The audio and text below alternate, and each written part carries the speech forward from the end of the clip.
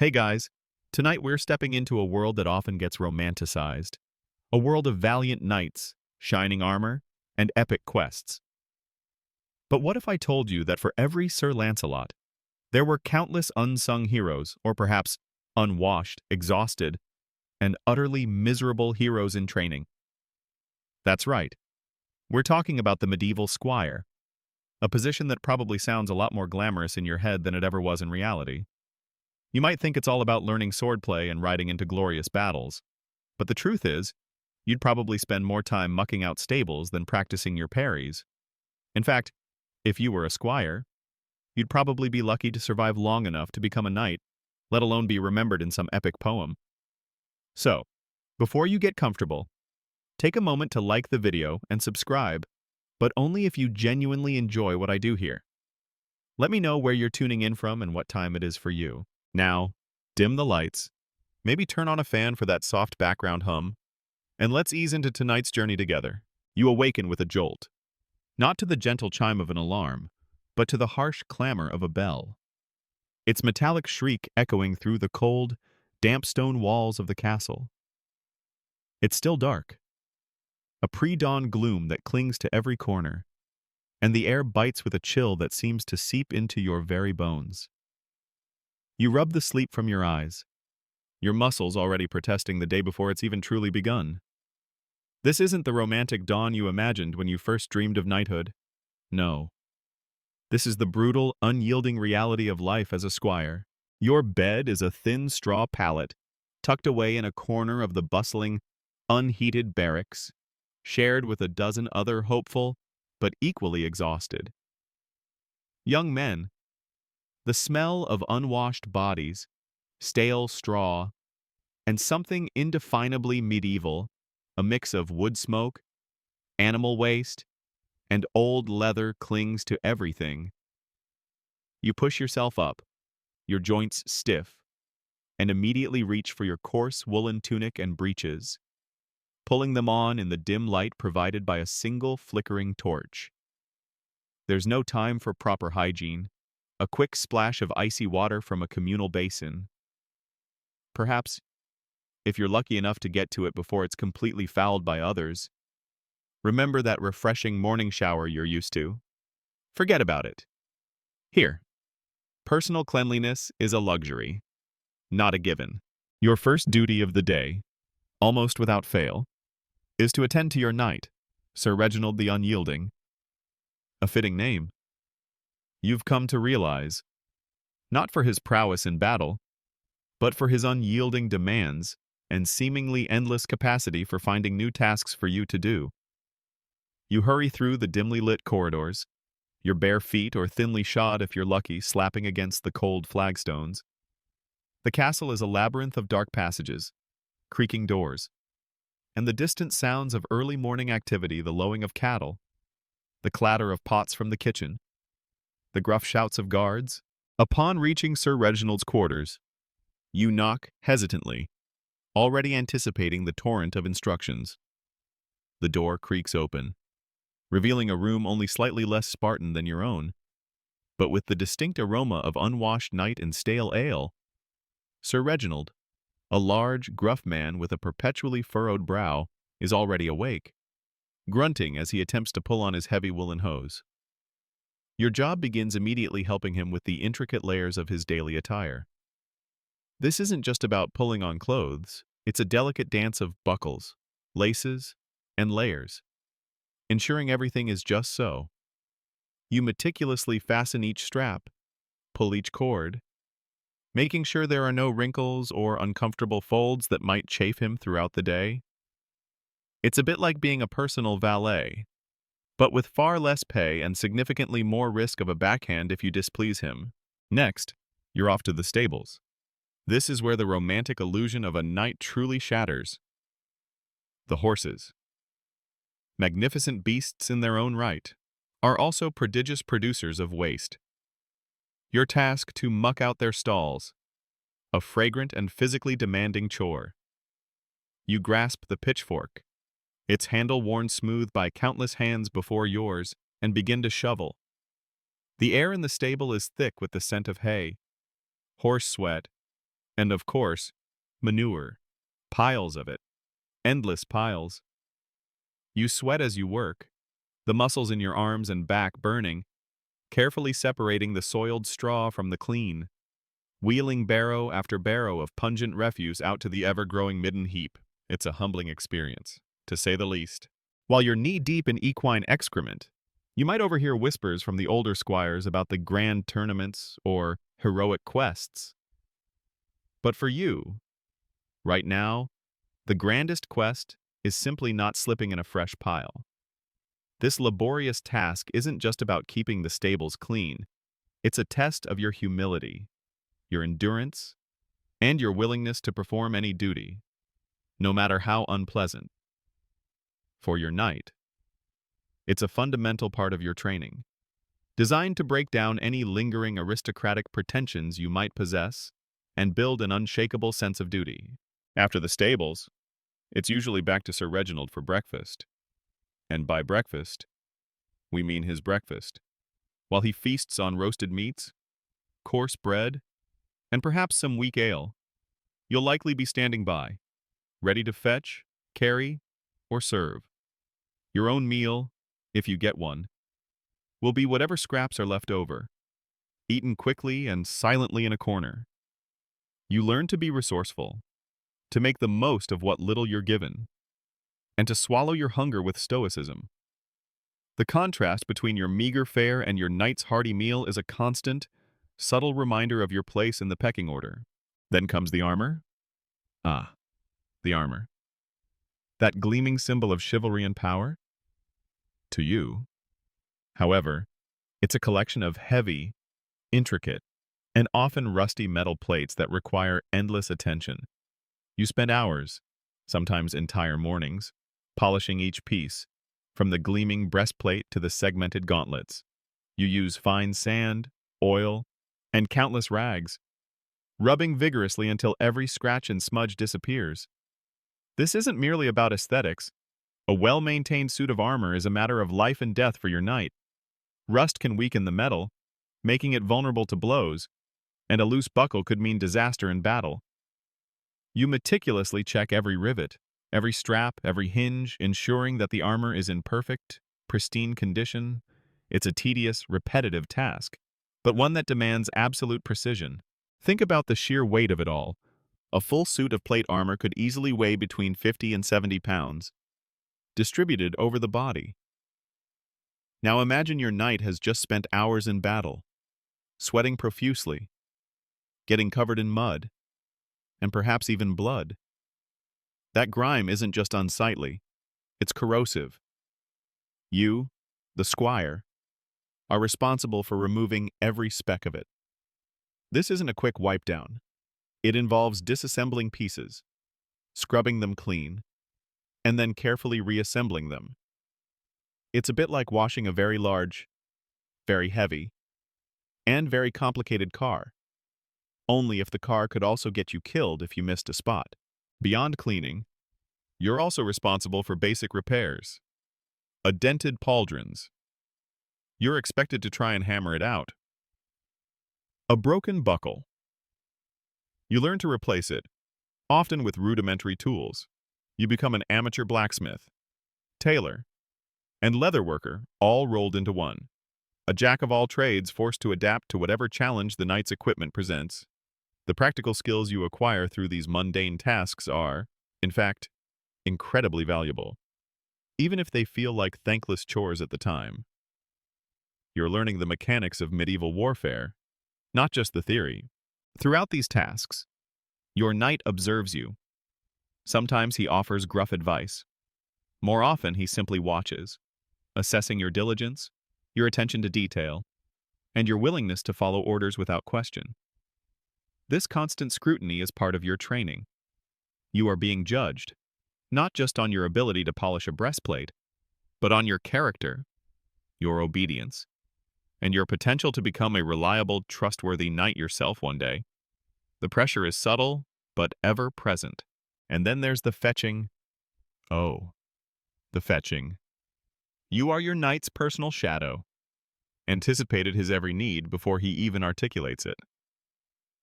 A drink. You're there.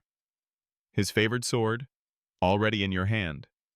His riding gloves, presented with practiced ease. This requires a keen observational eye and a rapid response time. You learn to read his moods, to anticipate his desires, to be perpetually one step ahead. It's an exhausting mental and physical exercise, keeping you constantly on edge, constantly active. This constant state of readiness, always anticipating your lord's needs, is a fundamental aspect of your servitude, designed to instill a deep sense of loyalty and quick thinking. A common historical fact you'll learn is that the path to knighthood was often long and arduous, typically starting as a page around age 7, then becoming a squire around 14, and finally, if deemed worthy, being knighted in your early 20s. However, a lesser-known detail is just how many squires never made it to knighthood.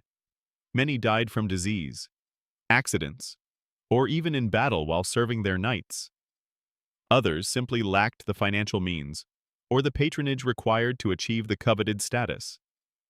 The dream of knighthood, while powerful, was often a mirage for the vast majority. This leads to an interesting academic debate. Were squires seen primarily as future knights in training, or were they more akin to indentured servants, providing cheap labor for the nobility? Historians still debate whether the system was truly designed for upward mobility or primarily as a means to maintain the feudal hierarchy. You might find yourself running errands for the castle steward, delivering messages to various lords, or even helping in the kitchens during particularly busy periods. Your days are long, often stretching from before dawn until well after dusk. There are no weekends, no holidays, just an endless cycle of duty. Sleep, when it comes, is often brief and restless, filled with the anxieties of the next day's tasks. The life of a squire is one of constant, grinding labor, a stark contrast to the heroic sagas often recounted in minstrel tales. You are, in essence, the ultimate assistant, a factotum of all trades, and master of none yet. You drag yourself from the straw pallet once more, the faint light of dawn barely piercing the thick, leaded glass of the castle's windows. Your muscles ache, a familiar thrum of protest that resonates from your shoulders to your calves. Yesterday's duties, particularly the endless polishing of Sir Reginald's chainmail, have left a persistent soreness in your forearms. You pull on your rough tunic and breeches, the scratchy wool a constant. Low-level irritation against your skin. The air is still frigid, and a shiver runs through you. Not just from the cold, but from the sheer predictability of the day ahead. Today, the focus shifts from the stables to the training yard, a patch of churned earth within the castle walls that serves as the proving ground for future knights. This is where you imagine the glory, the clashing of steel, the shouts of triumph. The reality, however, is far less cinematic. Your training begins, as always, with physical conditioning. Forget fancy footwork. You start with hauling heavy sacks of grain across the yard, building brute strength and endurance. You run laps, not around a manicured track, but through mud and uneven terrain, your breath burning in your lungs. You learn to carry your knight's banner, a heavy standard of thick cloth and wood, for hours on end, feeling your shoulders protest with every gust of wind. This isn't about looking good, it's about surviving. Then comes the weapon practice. But don't picture yourself immediately wielding a shining sword. Your first lessons are with a wooden quarterstaff, a long, heavy pole that teaches you balance, leverage, and the basic principles of striking and blocking. You learn to deliver a blow with surprising force, and more importantly, to absorb one. You spend hours practicing drills, swinging the staff until your arms feel like lead, sweat stinging your eyes. Your instructor, usually an older, battle-hardened knight or a veteran man-at-arms, barks orders, his voice gruff, his patience thin. He's not there to coddle you. He's there to prepare you for the brutal realities of combat. You progress, eventually, to the practice sword, a blunt, heavy piece of iron designed for training. not killing. It's still unwieldy, and your wrists ache from the effort of simply holding it correctly. You learn basic parries and thrusts, repeating them endlessly against a straw dummy or a padded target. The sound of dull metal striking wood or straw becomes the soundtrack to your days. You also learn how to use a buckler, a small, round shield, to deflect blows, your arm burning from the constant impact. Your body, already tired from endless chores, is pushed to its limits, but you learn to push past the pain, to ignore the burning in your muscles. Because in a real fight, hesitation means death. One of the most important, and often overlooked, aspects of your training is horsemanship. You spend hours in the saddle, not just riding, but learning to control a warhorse. These aren't docile ponies, they're powerful, spirited animals bred for battle. You learn to mount and dismount quickly, to maneuver the horse with subtle cues from your legs and reins, and to remain stable even when the horse is charging or turning sharply. You practice riding with a lance, a long, heavy weapon that requires immense strength and balance to wield effectively from horseback. You carry the heavy lance, practicing the thrust, the aim, feeling the immense weight of it trying to pull you from your saddle. More often than not, you end up on the ground, bruised and dusty, but you get back up, always. Remember that romantic image of knights in shining armor charging into battle? You're starting to understand that the armor isn't just for show, it's incredibly heavy and restrictive. You practice fighting in a padded gambeson, a thick quilted jacket, simulating the bulk and limited mobility of real armor, sometimes, for a particularly grueling drill. You even don the early, rudimentary pieces of your knight's armor, feeling its immense weight pressing down on you, restricting your movement, making every breath a conscious effort. You quickly realize that fighting in armor isn't about agility, it's about endurance, powerful strikes, and making every movement count. It's not a dance, it's a brutal, armored struggle. Beyond the physical drills, you also receive instruction in the unwritten rules of chivalry and courtly conduct. This is where things get a bit contradictory. While your daily life is one of grime and sweat, you're also taught the importance of honor, loyalty, and courtesy. You learn to address your superiors with respect, to bow correctly, to offer aid to those in need, provided they are of suitable social standing. Of course, you listen to long, droning lectures on the proper behavior of a knight, the importance of piety, and the virtues of courage and justice. It's a stark contrast to the rough language and brutal realities you experience every day. A constant reminder of the idealized image you are supposed to aspire to. It's almost comical, honestly. Being taught the finer points of polite conversation after you've just spent an hour shoveling horse dung. You also learn basic battlefield first aid. This isn't pretty. You learn how to bind wounds, how to stop bleeding, and how to identify common injuries. This practical knowledge is vital, not just for yourself, but for your knight. In the chaos of battle, you are his primary support, and you need to be able to render aid quickly and efficiently. You see firsthand the results of combat, the broken bones, the gaping wounds, and it's a stark lesson in the true cost of war. Remember that historical fact about the high mortality rate for squires? A lot of that comes from being on the fringes of battle, trying to help their wounded knights while still exposed to danger. A common historical fact is that squires were expected to carry their knight's spare weapons, shield, and even act as a personal bodyguard in battle. However, a lesser-known detail is that many squires were also tasked with retrieving arrows from the battlefield after skirmishes or sieges, a dangerous and often thankless job that exposed them to disease and lingering dangers. This leads to an academic debate. Did this arrow-collecting duty reflect a practical need for resources? Or was it also a further test of a squire's obedience and willingness to face danger? No matter how ignoble the task, historians still debate the primary motivation behind such hazardous chores. Your afternoons are often dedicated to maintenance and preparation. This means more time with the armor, polishing, oiling, and ensuring every piece is ready for immediate use. You might also be tasked with cleaning and sharpening your knight's weapons, his swords, daggers, and perhaps even his polearm. This requires a steady hand and a keen eye, as a dull blade can mean the difference between victory and defeat. You learn the different grinds and edges, the best way to keep a razor-sharp edge without damaging the metal. It's a meticulous process, but one that could save your knight's life. You also help prepare the knight's destrier, his war horse, for battle. This means more than just grooming. It involves fitting its intricate barding, the protective armor for the horse, and ensuring all its tack saddle. Reins, stirrups are in perfect working order. The destrier is a vital asset, a powerful engine of war, and its well-being is directly tied to your knight's effectiveness in combat. You spend time building a rapport with the animal, learning its temperament, its quirks, understanding that in battle, you and your knight's lives could depend on this magnificent creature. Evenings, if there's any free time, are often spent listening to tales of past battles or heroic deeds recounted by older knights.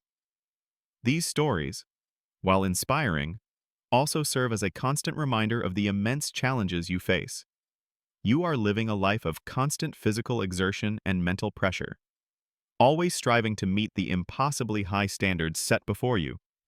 You are forever caught between the mundane realities of your duties and the glorious ideals of knighthood. As the sun sets, casting long shadows across the training yard, you might find yourself leaning against a weathered wooden post, watching the last of the light fade. Your body aches, your hands are raw, and your mind is weary.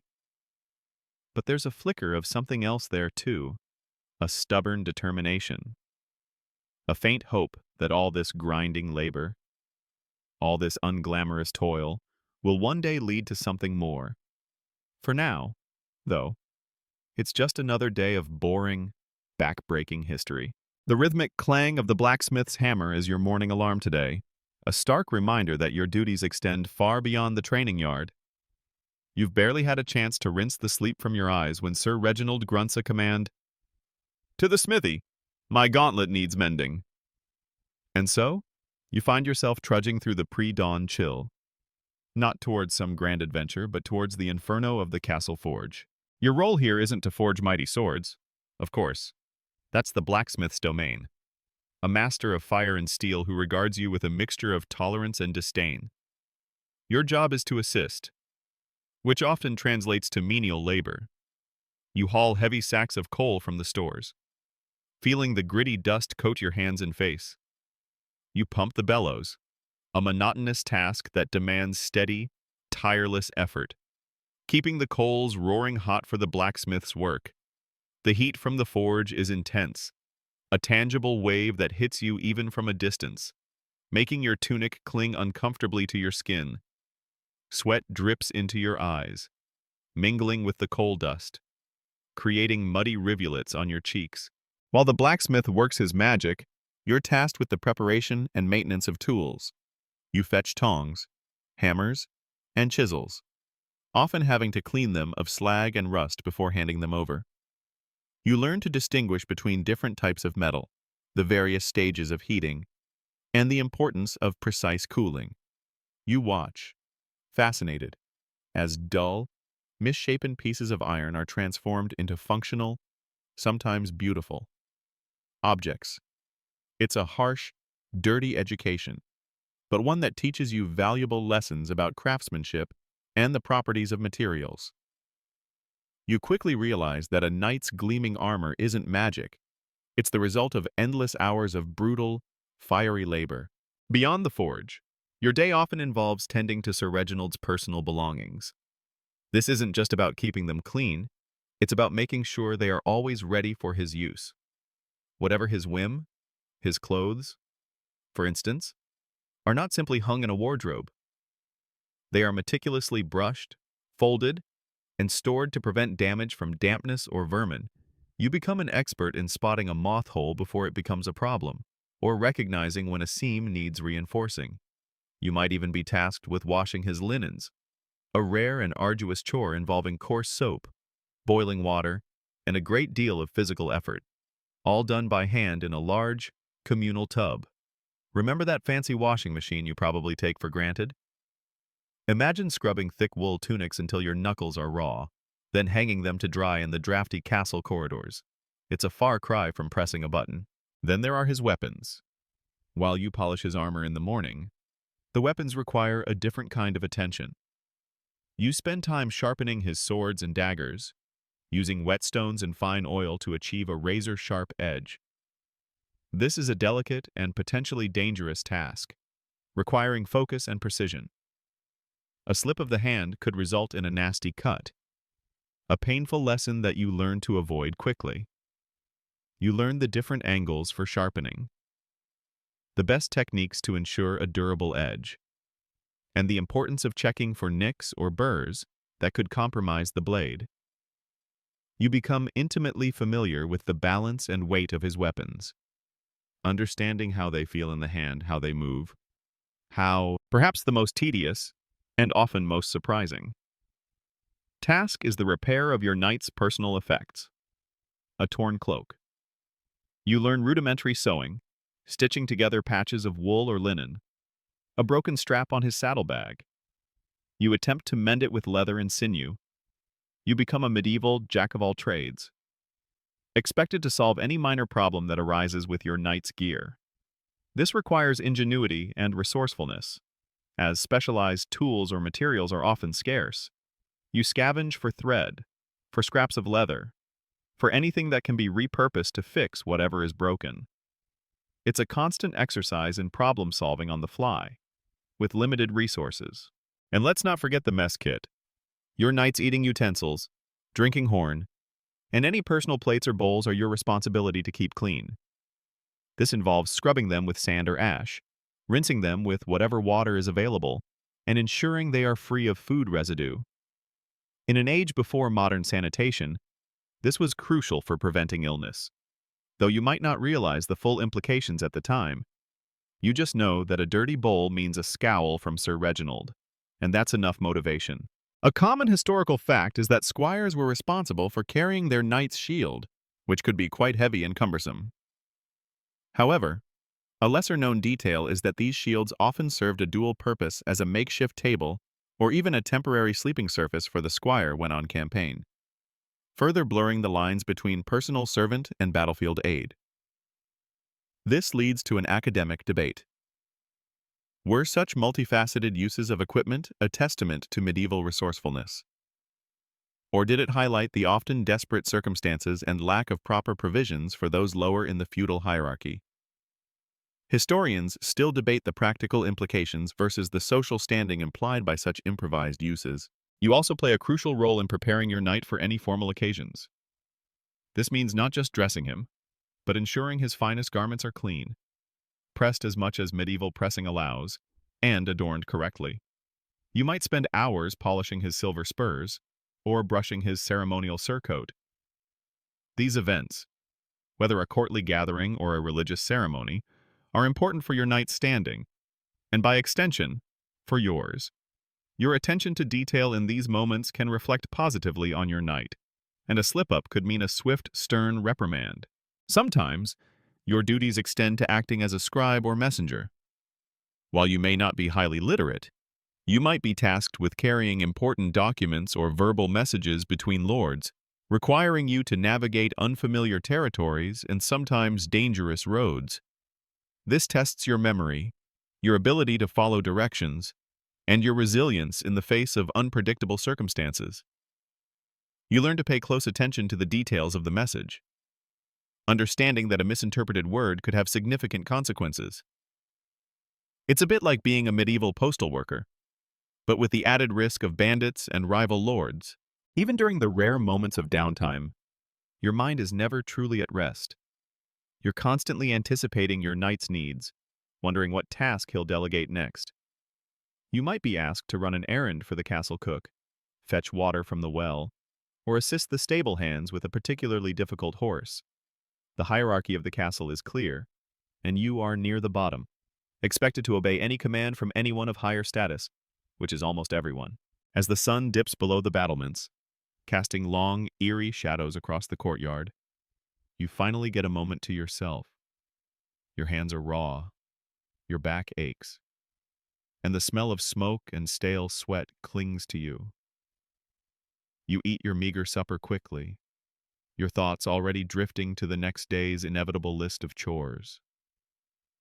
The glory of knighthood, the noble deeds and grand adventures, feel a million miles away, replaced by the mundane, backbreaking reality of your miserable existence. The piercing sound of Sir Reginald's snore is your constant, irritating companion through the long, cold nights. You lie awake on your straw pallet, listening to the cacophony of the barrack, the low murmurs of other squires in restless sleep, the distant howl of a dog, and the persistent drip of water somewhere in the castle's ancient stone. Sleep is a fleeting luxury, often interrupted by your night's sudden coughs, or the urge to relieve yourself in the freezing privy outside. And when you do finally drift off, it's rarely a peaceful slumber. Your dreams, if they come, are often filled with the anxieties of your daily life, a forgotten buckle on Sir Reginald's armor, the smell of fresh horse manure, or the endless swing of a practice sword. Even in your sleep, you are a squire, burdened by responsibility. You awaken feeling less rested than when you lay down, your body still aching from the previous day's exertions, your mind already racing through the list of tasks awaiting you. One of the most immediate and, frankly, unpleasant duties of your day often revolves around medieval sanitation. Forget modern plumbing and its convenient flush. In a medieval castle, personal hygiene and waste disposal are a constant, malodorous battle. Your knight, like most nobles, will have a guardrobe, a small projection from the castle wall with a hole in the floor that drops directly into the moat or a cesspit below. Your duty to ensure it's functional and as clean as possible. This involves scrubbing it out with brushes and water, a task that, despite your best efforts, can never truly banish the stench. You might even have to empty and clean your knight's personal chamber pot if he uses one during the night, a chore that is as disgusting as it sounds, especially on a cold morning. The communal latrines, used by the soldiers and lower servants, are even worse. These are often just wooden planks over a large pit, and the smell alone is enough to turn your stomach. While not your primary responsibility, you often find yourself near them, running errands or waiting for your turn, enduring the pervasive stench that seems to cling to the very air of the castle. It's a constant, visceral reminder of the lack of comforts in this era. Beyond human waste, you are also often tasked with animal waste disposal. We've already covered the stables, but there's also the kennels, where the castle hunting dogs are kept. These dogs are rarely house-trained, and their enclosures require constant cleaning. You wade through straw mixed with dog feces, shoveling it out, enduring the barks and growls of the animals. The smell of wet dog, stale food, and animal waste is potent, clinging to your clothes long after you've left the kennels. And then there's the waste from the kitchens. While the cooks usually manage their own refuse, you might be asked to help dispose of kitchen scraps and offal. This involves carrying heavy buckets of slop out to the pigs or to a designated refuse pile. The sight and smell of decaying food, animal guts, and discarded bones is not for the faint of heart. It attracts rats, flies, and other vermin, and dealing with it is a constant battle against disease and stench. You become intimately familiar with the cycles of decay. A true expert in the art of medieval rubbish disposal, your duties also extend to managing your knight's personal ablutions. However rudimentary they might be, he might request a basin of water for washing, which you fetch from the well or a nearby stream, often having to heat it over a fire. You then hold the basin or pour the water over his hands as he washes, always ready with a clean, if coarse, linen cloth. He might even ask for a rudimentary shave, using a dangerously sharp razor. A task you approach with extreme caution, knowing a slip could have painful consequences for both of you. Personal grooming for a knight isn't about luxury, it's about presenting a respectable appearance, however challenging the conditions.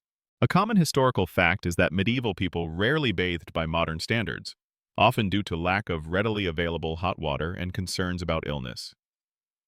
However, a lesser-known detail is that wealthy individuals and castles often had rudimentary bathhouses or wooden tubs, though their use was infrequent and often a social event.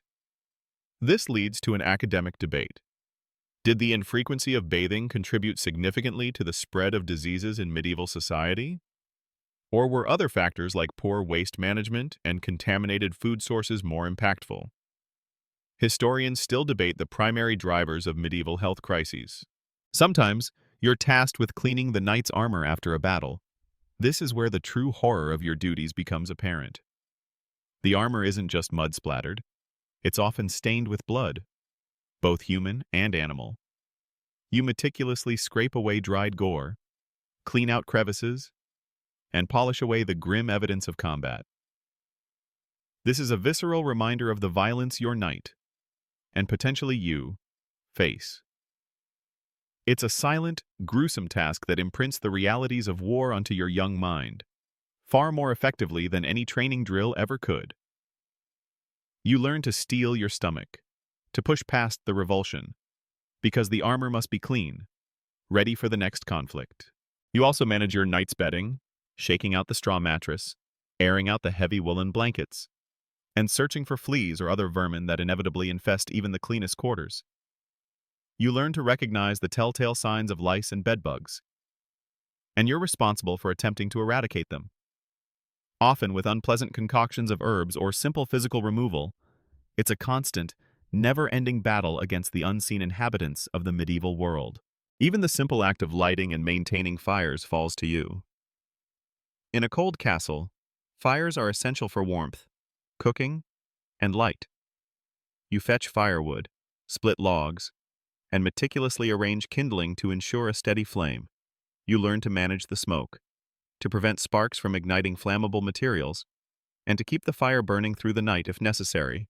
It's a practical, vital skill, but one that is often taken for granted in the grand narratives of knighthood.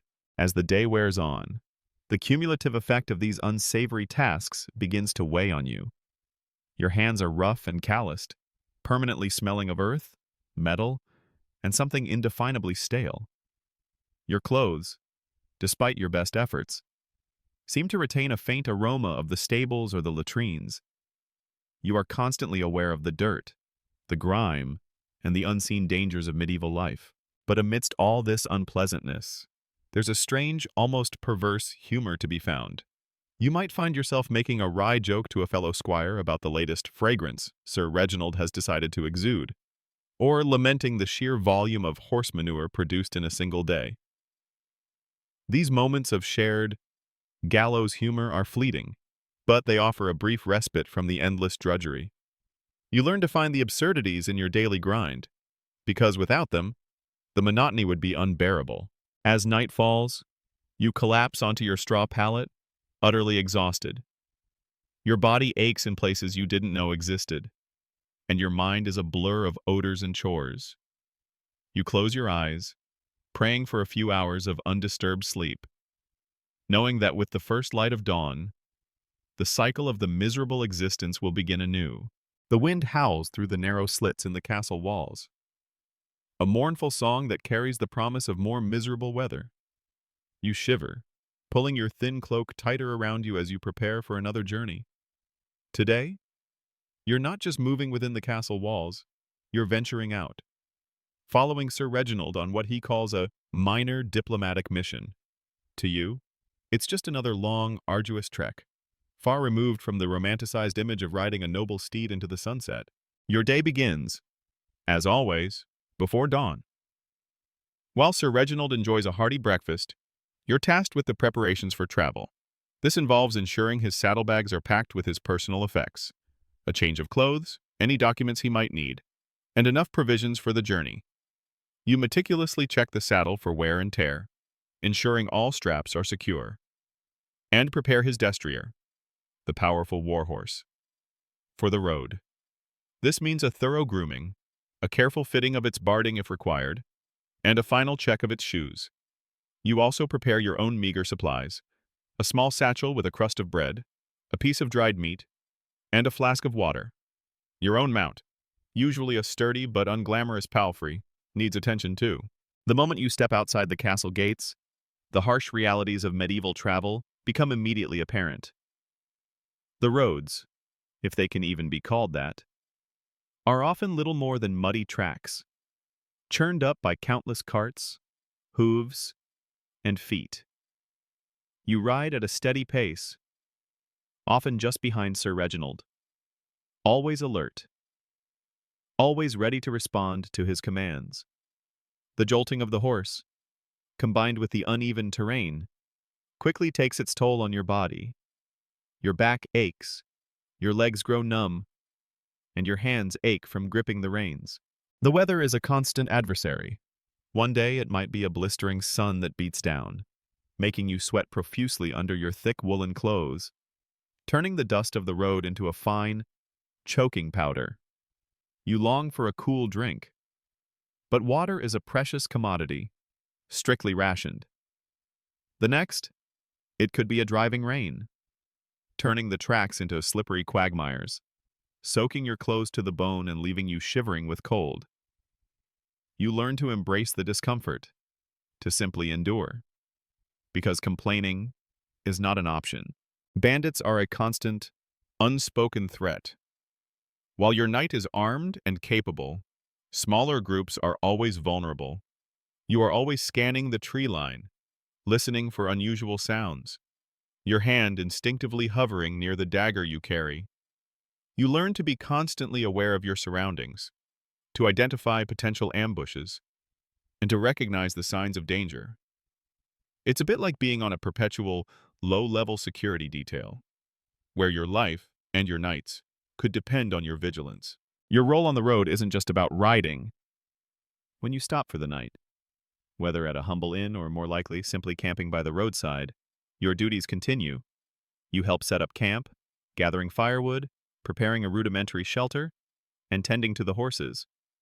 You might be tasked with foraging for edible plants or finding a source of clean water. Your knight will likely have a more comfortable sleeping arrangement, perhaps a small tent or a spot by the fire, while you make do with a blanket on the cold, hard ground, your saddle serving as a pillow. Food on the road is often sparse and unappetizing. You eat cold, tough bread, dried meat that tastes like leather, and whatever meager provisions you can scrounge. Hot meals are a rare luxury, usually only available if you stop at a well-provisioned inn. And even then, your share will be significantly less substantial than your knight's. You learn to savor every bite, to waste nothing, and to ignore the constant gnawing of hunger in your stomach. A common historical fact is that medieval travel was incredibly slow, with people rarely covering more than 20-30 miles in a day on horseback due to poor roads and the need for frequent rest. However, a lesser-known detail is that many squires were often expected to walk for significant portions of the journey, especially if the knight had baggage animals, saving the mounted position for their lord, or for when speed was absolutely essential. This leads to an academic debate. Did this pedestrian travel for squires reinforce their subordinate status, or was it a practical adaptation to the demands of medieval logistics and resource conservation? Historians still debate the sociological implications versus the pragmatic necessities of such practices. You also act as your knight's personal attendant during stops. If you're at an inn, you're responsible for ensuring his room is prepared, his clothes are aired, and his weapons are secured. You might fetch water for his bath if he deigns to take one. A rare event, or act as a messenger, delivering notes or verbal communications to other travelers or local lords. You are his face, his voice, his shadow, always present, always serving. The sights and sounds of the countryside blur into a monotonous backdrop of trees, fields, and small, isolated villages. You pass by peasants toiling in their fields, their lives seemingly as hard, if not harder, than yours. You might occasionally see a group of merchants, their carts laden with goods, or a band of traveling minstrels, their music a fleeting, welcome distraction from the monotony of the journey. But for the most part, it's just you, your knight, and the endless road. You learn to read the signs of the land, the direction of the wind, the condition of the soil, the types of trees that indicate nearby water. These are not lessons from a book, but practical skills born of necessity, honed by hours spent on the road. You become intimately familiar with the geography of the region, building a mental map that could prove invaluable in the future. There's also the mental toll of constant travel. The monotony of the journey can be soul-crushing. Days bleed into weeks, each one a repetition of riding, stopping, setting up camp, and breaking it down again. You miss the relative familiarity of the castle, even with its endless chores. You miss the other squires, the occasional camaraderie that lightens the burden of your existence. On the road, it's often just you and your knight, and his company is rarely comforting. But amidst the endless discomfort, there are fleeting moments of beauty. A stunning sunset painting the sky with fiery hues, the quiet majesty of an ancient forest, the simple pleasure of a clear, starlit night where the constellations seem impossibly bright. These brief glimpses of natural wonder are rare gems, moments of peace that you cling to, offering a temporary escape from the harsh realities of your journey. As you finally reach your destination, a small, fortified manor, you feel a wave of exhaustion wash over you. Your body is stiff, your eyes are gritty from dust and lack of sleep, and you yearn for a proper bed. But your duties are far from over. You assist your knight with dismounting, oversee the stabling of the horses, and begin the process of unpacking and settling in. The journey may be over, but your miserable existence continues, just in a new, temporary location. The scent of stale sweat and fear hangs heavy in the air, a metallic tang that settles deep in your throat. Today, the distant rumble you've been hearing isn't just thunder, it's the ominous sound of an approaching army. Sir Reginald has been called to arms, and with him, you. Your heart thumps a frantic rhythm against your ribs, a drumbeat of pure, unadulterated terror. This is it. This is the moment you've been told stories about. The moment where the romantic ideal of knighthood meets the brutal, unforgiving reality of medieval warfare. Your duties on the eve of battle are frantic and vital. You spend hours preparing Sir Reginald's armor, not just polishing it, but ensuring every buckle, every strap, every plate is perfectly secure. You meticulously oil the joints, making sure his movements won't be hindered by rust or stiffness. You feel the weight of each piece as you hand it to him. The cold steel a stark contrast to the clammy sweat on your own hands. You check his helmet for any cracks, his gauntlets for any weak points. This isn't vanity, it's survival. A loose rivet could mean a fatal blow. You also prepare his weapons. His broadsword is honed to a razor's edge, its surface gleaming ominously. His dagger, a secondary but no less lethal weapon, is likewise sharpened. You carefully inspect his shield, ensuring the straps are strong and the wood isn't splintered. You are, in essence, his armorer, his quartermaster, and his final line of defense against unpreparedness. The tension in the air is palpable, a thick, suffocating blanket that settles over everyone. Knights bark orders, men-at-arms jostle, and the low hum of nervous chatter fills the castle courtyard. Then comes the destrier.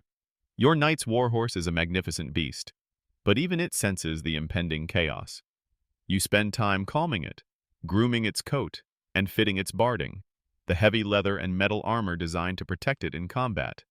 You ensure the saddle is perfectly secure, the stirrups adjusted, and the reins strong. A warhorse is a massive investment, and its well-being is paramount. You whisper reassuring words to the animal, hoping to soothe both its nerves and your own. As the army begins to assemble, your role shifts from behind-the-scenes preparation to direct support on the fringes of battle. You will not be charging into the thick of the fight. Not yet. Instead, you are tasked with carrying your knight's spare weapons, perhaps an extra spear or a heavier axe, should he need them. You also carry his extra shield, a crucial backup if his primary one is damaged.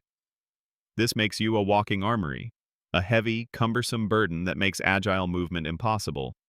You are also responsible for carrying his personal banner, a standard that marks his position on the battlefield, a beacon for his men, and a target for the enemy.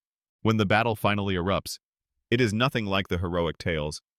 It's a terrifying, deafening cacophony of shouts, screams, the clash of steel, and the thunder of hooves.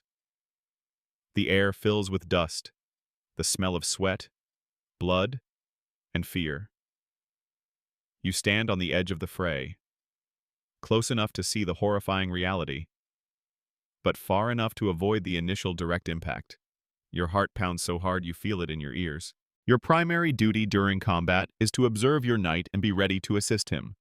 If his sword breaks, you are there with a spare. If his shield is shattered, you sprint forward, dodging stray arrows and panicked horses, to provide him with a replacement. You might be tasked with carrying water for him, or even helping him dismount if his horse is injured. This requires immense courage, as you are constantly exposed to danger, yet often without the protection of full armor yourself. You are a target, even if not the primary one. A common historical fact is that squires often followed their knights closely into battle, staying just behind them. However, a lesser-known detail is that many squires were also specifically tasked with finding and tending to their wounded knight after the initial clash, pulling them from the immediate danger zone, which often meant venturing into the most dangerous parts of the battlefield. This leads to an academic debate. Was this extreme exposure for squires a necessary part of their combat training and a test of bravery? Or did it represent an unacceptable level of risk for individuals who were not yet full knights? Historians still debate the balance between practical necessity and potential exploitation in such dangerous roles. You witness horrors that will forever be seared into your memory: men screaming, bodies falling, the sickening thud of weapons striking flesh. The ground becomes slick with mud and blood. You learn to steel your stomach, to push down the rising gorge, because there is no time for weakness. Your knight depends on you. If your knight falls or is wounded, your duty becomes even more perilous. You must reach him, assess his condition, and if possible, help him to safety. This might involve dragging him from the thick of combat, shielding him with your own body, or binding his wounds with whatever meager medical supplies you carry. It's a terrifying life or death decision, and your training, however incomplete, is all you have to rely on. You learn to distinguish between a minor wound and a fatal one, to act quickly, decisively. The sheer chaos of the battlefield makes every action a desperate struggle for survival. After the initial engagement, if the battle continues, you might be tasked with retrieving arrows or javelins from the ground for the archers or crossbowmen. This is a hazardous chore, as spent projectiles are often scattered across the battlefield, and unexploded ones can still pose a threat. You move quickly, ducking and weaving, your eyes scanning the chaotic ground, trying to gather what can be reused. It's a grim scavenger hunt, a task that reinforces the brutal pragmatism of medieval warfare, where every resource counts. As the battle winds down, or if your side retreats, your duties become focused on survival and recovery. You help tend to the wounded, carrying water, fetching bandages, providing what comfort you can. You might also be tasked with collecting the bodies of the fallen, both friend and foe. A gruesome task that highlights the ultimate cost of war. The silence after the roaring chaos is often more unnerving than the battle itself. A quiet filled with moans and the distant cries of the dying. You are exhausted, both physically and emotionally. Your body aches from the exertion and the sheer tension, and your mind is reeling from the horrors you've witnessed. You've seen men die, heard their last screams, felt the tremor of the earth beneath charging horses. The romantic ideals of chivalry have been shattered, replaced by the grim, visceral reality of combat. As night falls over the blood-soaked field, you find a small, relatively safe spot to rest. You pull your cloak tightly around you, trying to block out the sounds of suffering, the image of fallen comrades. You are a squire, and you have survived. But the innocence you once possessed is gone, replaced by a hardened resolve forged in the crucible of war. The battle is over, for now. But the true test of your resilience has just begun. The field is littered with the dead and dying, a gruesome tableau under the pale light of a new dawn. Your body aches, a dull throb that resonates with every muscle. and your mind is a weary haze of adrenaline and exhaustion. You survived the clash of steel, but now you face the equally brutal aftermath, the grim work of scavenging and salvage. Your first priority, once your knight is secured and his immediate needs met, is to recover usable items from the battlefield. This means venturing out onto the blood-soaked ground, stepping carefully over fallen bodies, both friend and foe. You're looking for anything that can be repurposed, arrows that missed their mark, broken weapon shafts that can be reforged, discarded pieces of armor, even useful scraps of cloth. It's a grisly scavenger hunt, where every find means one less item that needs to be bought or made from scratch. You quickly learn to distinguish between a functional piece of equipment and a useless relic. Your eyes trained by necessity. The smell of death is overwhelming, a cloying, metallic stench that clings to your nostrils and permeates your clothes. You try not to look too closely at the faces of the fallen, not to dwell on the vacant stares or the gruesome wounds. You simply focus on the task at hand, moving quickly and efficiently, trying to ignore the constant buzz of flies that are already gathering. This isn't just about saving resources. It's about acknowledging the brutal efficiency of war, where even the dead become a source of supplies. Then comes the provisioning. Whether your knight is returning to the castle or moving to another encampment, he needs to eat. And you, the squire, are often responsible for ensuring those meals happen. If you're lucky, you might have access to the castle kitchens, where cooks toil over massive cauldrons. But more often, especially on campaign, you're reliant on what you can forage or scrounge. This might mean digging for roots, setting snares for small game if you have the time and skill, or, more commonly, bargaining for meager supplies from local peasants.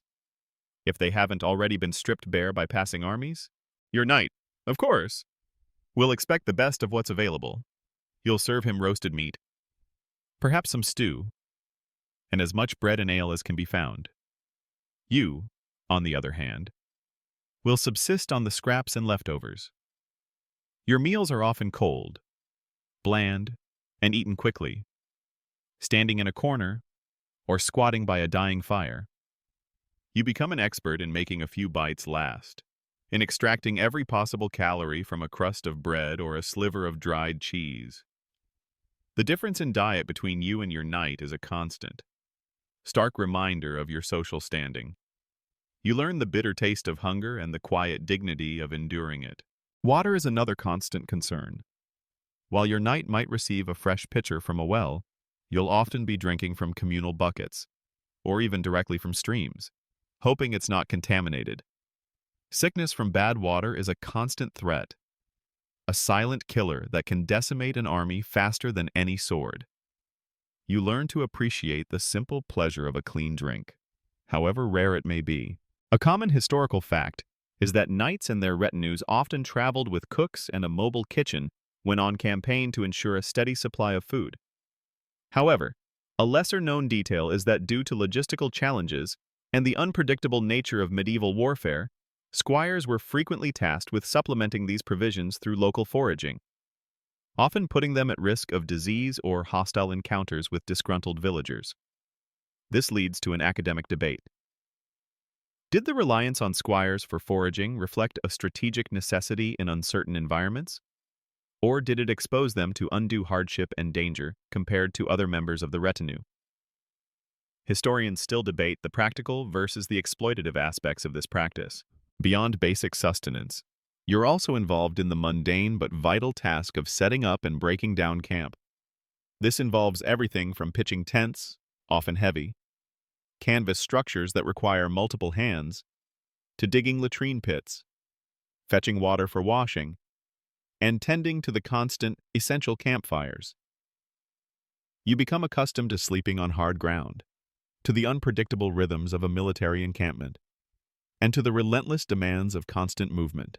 The exhaustion is bone deep, a persistent ache that never truly leaves you. You might find a few moments of respite, sitting by a fire, listening to the crackle of burning wood. But even then, Your mind is never truly at rest. You're constantly anticipating the next command, the next chore, the next demand from Sir Reginald. Your dreams, if they come, are brief, restless flashes of the day's toil, broken by the sounds of the camp or the gnawing hunger in your stomach. There's a subtle, almost absurd humor in the situation. You might share a knowing glance with another squire as you watch your knight devour a whole chicken while you're left with a bone to gnaw on. Or you might crack a quiet, bitter joke about the feast you're about to have, a crust of bread and a sip of stale water. These small moments of shared irony are vital, tiny acts of rebellion against the overwhelming demands of your life. As the sun sets, casting long, purple shadows across the landscape, you perform your final duties for the day. You check on Sir Reginald, ensure his tent is secure, and offer him any last service he might require. Then, finally, you collapse onto your meager pallet, pulling your rough woolen blanket tight around you. The sounds of the encampment, the distant chatter, the stamping of horses, the occasional bark of a guard dog, slowly fade as exhaustion claims you. You sleep, dreaming not of glory, but of a hot meal and a soft bed, a distant, unattainable luxury in your miserable existence. The cold, clammy embrace of the castle walls is a familiar sensation as you awaken to the dull, gray light of another morning. Your body is a tapestry of aches and pains, each knot and throb a testament to the endless physical demands of your life. But today, the focus shifts from the broad strokes of daily chores to the intricate, often frustrating, world of clothing and personal effects. Your knight, Sir Reginald, demands an appearance befitting his station, and it falls to you to make that happen. No matter the challenges of medieval fabric care, your first task, and often the most time-consuming, is the maintenance of your knight's clothing. Forget delicate silks and fine linens. Your knight's wardrobe primarily consists of heavy woolens, coarse tunics, and sturdy leather. Each piece needs meticulous care. You begin by brushing off any dirt, dust, or straw that has clung to the fabric. This isn't just a quick once-over. You use stiff brushes to dislodge ingrained grime. Feeling the coarse texture of the wool beneath your fingers, the air often fills with tiny motes of dust, making you cough and sneeze. Then comes the mending. Seams fray, buttons or more likely, toggles and laces break, and the rough daily wear takes its toll. You become a rudimentary tailor, armed with a needle, coarse thread made from flax or wool, and a thimble. You learn to stitch a torn hem with surprising precision, to reattach a loose button, or to reinforce a worn elbow. Your fingers, already calloused from other tasks, become adept at the fiddly work of needle and thread. It's a constant battle against entropy, against the inevitable decay of clothing in a pre-industrial age. Remember that perfectly stitched seam on your favorite shirt. Imagine trying to achieve that with hand-spun thread and a dull needle, often by the flickering light of a candle. Washing is a rare and arduous event. Most clothing, especially heavy woolens, is rarely washed due to the immense effort involved and the risk of shrinking or damaging the fabric. When washing is necessary, it's a monumental task. You might haul buckets of water from the well, heat it over a fire, and then, using harsh lye soap, or even simple ash, scrub the garments vigorously in a large wooden tub. The water quickly turns murky, filled with the accumulated grime of weeks or even months. Your hands become raw and chapped from the harsh soap and the cold water. Drying is another challenge, relying on the fickle medieval weather, hanging clothes in drafty corridors or out in the elements, hoping they don't get rained on or stolen. Beyond basic garments, you also tend to your knight's outerwear, such as his heavy wool cloaks or fur-lined mantles.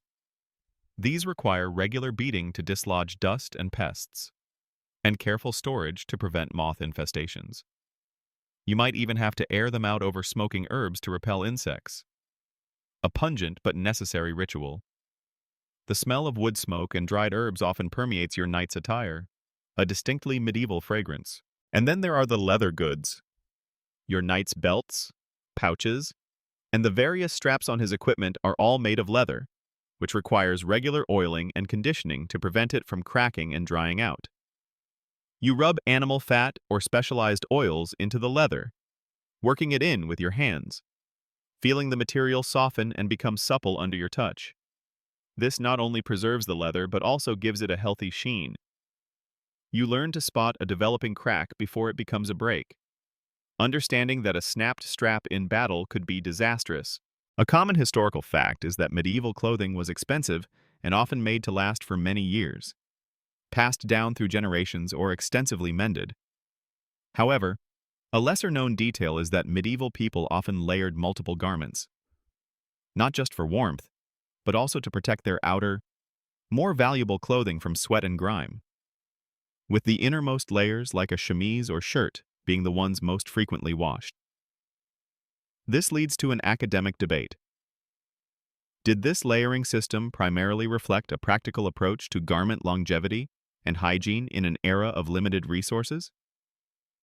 Or was it also a significant marker of social status, with the quality and number of layers distinguishing the wealthy from the poor?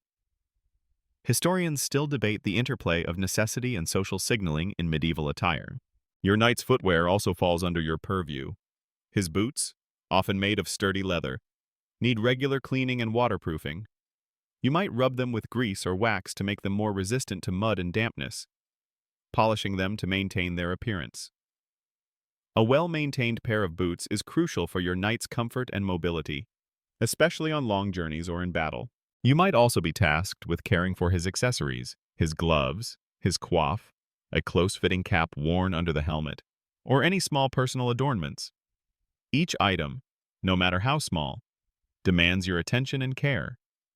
You learn the precise way to fold a coif, the best method for cleaning tarnished buckles, and the appropriate place to store each item so it's always readily accessible. The sheer volume of these tasks, combined with all your other duties, is relentless. You are constantly on your feet. Your hands always busy. Your mind always focused on the next detail. There is no distinction between personal maid and battle attendant. You are both, simultaneously. You might be polishing a boot one moment, and then sharpening a sword the next. Your mind constantly shifting between the mundane and the dangerous. There's a subtle irony in it all.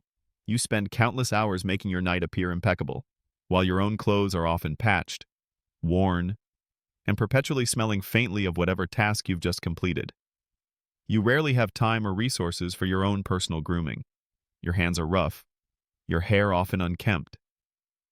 You are the invisible force behind his polished exterior, the unseen labor that upholds his image of grandeur. As evening descends, and the castle quiets, you might find yourself by a flickering candle, stitching a tear in Sir Reginald's cloak, your fingers aching, your eyes heavy with fatigue. The silence of the night is broken only by the scratching of your needle and the distant hoot of an owl. It's a quiet, solitary labor, a testament to the endless, unglamorous work that defines your miserable existence as a squire. The years drag on, each one a repetitive cycle of toil and subservience. You started as a hopeful, albeit naive, youth, clutching on to the romantic ideal of knighthood. Now, the calluses on your hands are permanent, the lines of fatigue etched around your eyes, and the dull ache in your bones a constant companion.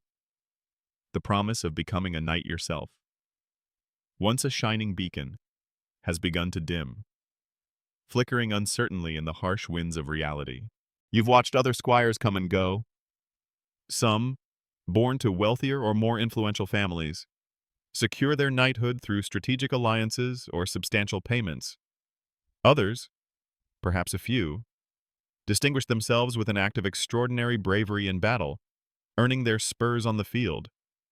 But for the vast majority, for you, the path remains elusive, shrouded in uncertainty and dependent on factors far beyond your control. The most crushing weight is often the financial burden. Becoming a knight is not merely a matter of skill and bravery. It is an incredibly expensive undertaking. A full suit of plate armor, a war horse, and the necessary weapons could cost a small fortune. often more than a squire could ever hope to accumulate. Even if your knight, Sir Reginald, were inclined to sponsor you, which he rarely shows any sign of. The resources simply might not be there. You see knights around you, many of whom are deeply in debt, their lands mortgaged, their futures precarious. The romantic image of a wealthy, independent knight is often a myth. Many are struggling to maintain their status. Beyond the cost, there's the lack of patronage. In this rigid feudal society, advancement rarely comes without the favor of a powerful lord. If you don't have a well-connected family, or if your current knight lacks influence, your chances of being noticed, of having someone advocate for your knighthood, are slim. You perform your duties diligently.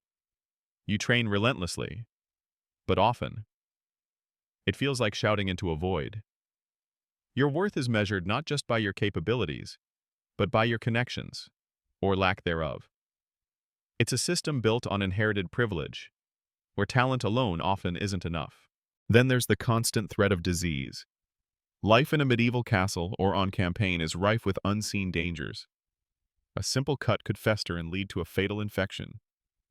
A contaminated meal could bring on a debilitating illness. The rudimentary medical knowledge means that even common ailments can quickly turn deadly. You've seen squires sicken and die, their dreams of knighthood extinguished not by a sword, but by a fever or a cough. Each morning you wake, you offer a silent prayer of thanks for your continued health, knowing that it is a fragile, fleeting gift. A common historical fact is that knighthood was a highly selective and prestigious status, often achieved only by a small percentage of those who began training as squires. However, a lesser-known detail is that many squires who did not become knights often continued to serve as professional soldiers, sometimes as men-at-arms, or found employment as household guards for nobles, using their combat training in a different, less exalted capacity. This leads to an academic debate. Did this alternative career path for former squires represent a practical adaptation to social and economic realities? Or did it highlight a system that inherently limited upward mobility for those without significant wealth or noble connections? Historians still debate whether these roles were seen as fulfilling alternatives or simply as acceptable failures to achieve knighthood. The sheer monotony of your daily life grinds away at your spirit. Years of fetching, polishing, mucking out, and enduring have taken their toll. The thrill of learning new skills has faded, replaced by the rote repetition of established tasks. You perform your duties with efficiency, a product of endless practice, but the spark of youthful enthusiasm has been dampened by the relentless demands of your existence. You feel like a cog in a massive, slow-moving machine, indispensable yet insignificant. You also face the risk of injury and permanent disability. Training, while essential, is dangerous. A misstep during a sword drill, a fall from a horse, or an unfortunate accident in the forge could leave you with a permanent limp, a missing limb, or chronic pain. Such an injury, especially if it affects your ability to fight or perform physical labor, could spell the end of any hope for knighthood, condemning you to a life of destitution or a lesser, non-combat role. You've seen it happen to others, and the fear is always present. A cold hand squeezing your heart whenever you face a risky task. Even if you survive all these challenges, there's the age factor. Knighthood usually comes in your early 20s. If you pass that age without being knighted, your chances significantly diminish. You become an elderly squire, an anomaly, a testament to unfulfilled potential. The younger squires look at you with a mixture of pity and a quiet determination not to end up like you. There's a subtle shift in your perspective. You begin to appreciate the smaller victories, a moment of peace by the fire, a meal that is slightly more substantial than usual, a rare word of approval from Sir Reginald, which usually comes in the form of him not yelling at you. You learn to find solace in the mundane, to extract tiny fragments of joy from a life that offers precious little. As the sun sets, casting long shadows across the castle courtyard, you sit for a moment, watching the stars begin to emerge. You think about the years you've spent, the sacrifices you've made, The dreams that seem to be slipping away, the clatter of armor, the roar of battle, the cheers of the crowd, they all seem like a distant dream, fading with each passing year. For now, you are still a squire, and the path to glory remains shrouded in mist, perhaps forever out of reach. The years may have carved new lines on your face and added a permanent stiffness to your joints, but the rhythms of your life remain stubbornly unchanged. You are no longer the wide-eyed boy who dreamt of gleaming armor and heroic deeds. That boy has long since been subsumed by the relentless reality of your existence. Even if, by some miracle, you were to finally achieve knighthood, the habits and instincts forged during your miserable years as a squire would cling to you, shaping your very being. You would find yourself, even as a knight, still instinctively rising before dawn, not out of duty to a lord, but from the ingrained habit of a lifetime. The idea of sleeping in, a luxury you rarely experienced, would feel alien, almost wasteful. Your body clock, calibrated by years of early mornings and relentless toil, would continue to pull you from your sleep, ready to face the day's demands, even if those demands were now your own. The meticulous care for your equipment would remain no longer just Sir Reginald's armor, but your own. You would spend hours polishing your breastplate, sharpening your sword, and oiling your saddle, not because you were ordered to, but because the habit of perfection, of knowing that your life might depend on the state of your gear, is deeply ingrained. You would instinctively check every buckle, every rivet, every strap, a silent ritual born of countless hours of repetitive labor.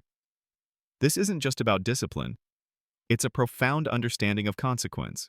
Your resourcefulness would be legendary amongst your peers, though perhaps they wouldn't know its origins. The ability to mend a torn cloak with whatever scraps are at hand, to fashion a makeshift tool from a broken piece of wood, to stretch meager rations into a passable meal. These are skills honed by years of necessity.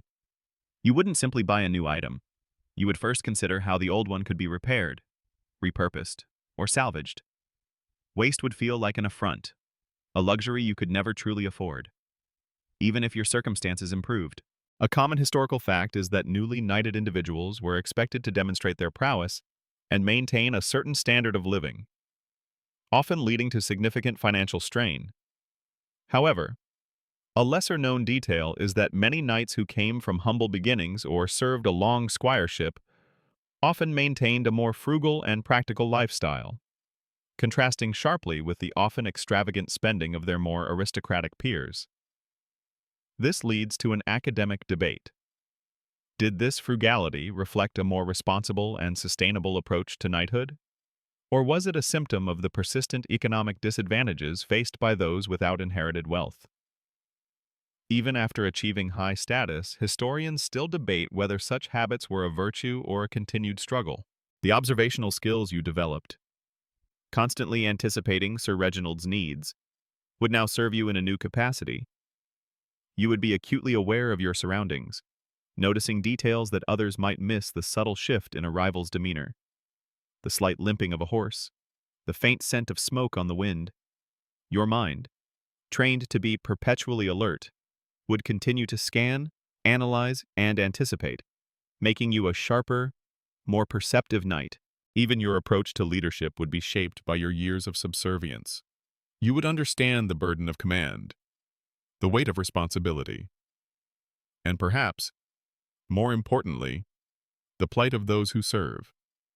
You might be a tougher commander than some, having experienced the harsh realities of the lower ranks, but you would also likely possess a deeper empathy for your own squires and men-at-arms, remembering the aches, the hunger, and the endless, thankless tasks.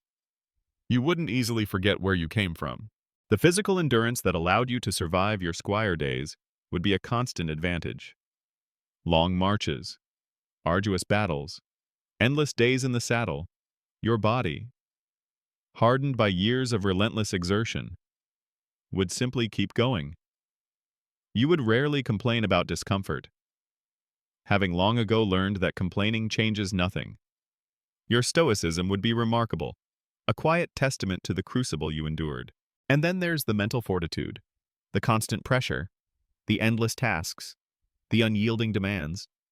They forged a resilience within you that few could match. You would face adversity with a grim determination, a quiet acceptance of hardship. The fears that once plagued the young squire would have been replaced by a hardened resolve, a knowing recognition that life is often a series of challenges, and the only way through is to keep moving forward. You might even find yourself, on quiet nights, catching a younger squire sneaking a quick bite of your food, or struggling with a particularly stubborn piece of armor. And in those moments, a faint, almost imperceptible smile might touch your lips. You would see yourself in them. The hopes, the anxieties, and the sheer, exhausting grind. You would understand their misery, their dreams, and the long, hard road ahead. Your knighthood, if it comes, would not be the fairy tale ending of childhood dreams. It would be a culmination of brutal effort, of endless toil, and of enduring a miserable existence. But it would be yours. And the lessons learned, the habits formed, and the person you became in those years would define you, making you a knight unlike any other. A knight forged not in gilded halls, but in the grime, the sweat, and the unyielding reality of a squire's life.